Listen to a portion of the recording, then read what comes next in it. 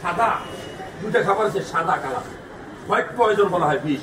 একটা হলো সাদা লবণ আর হলো সাদা চিনি, সরাসরি বিষ। পশ্চিমারা কখনোই খাবারগুলো খায় না। আর আমরা বেশি করে চিনি না দিলে বউরে গালি গেলা শুরু দিই, চায়ের দোকান ধরে গালি গেলা শুরু দিই যে কি নিয়ে একটা চা বানাতে পারবেন, এরপরে 2 চামচ চিনি দিয়া খাই।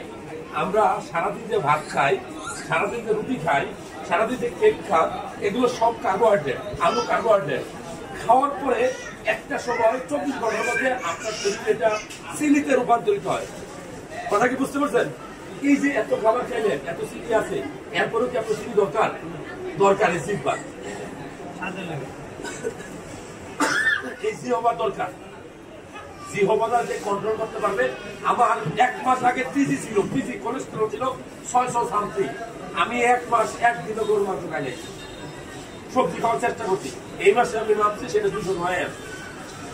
তাহলে বাড়লো কেন, বাড়ে কেন? ওটা আমার বদ্ধকোষের কারণে, আমার খাদ্যাভ্যাসের কারণে। আমি নড়াচড়া করি না, আমি জমিদারের বলা, আমি সারাদিন মোবাইল টিপি। তাতে কি হয়? আমার লস।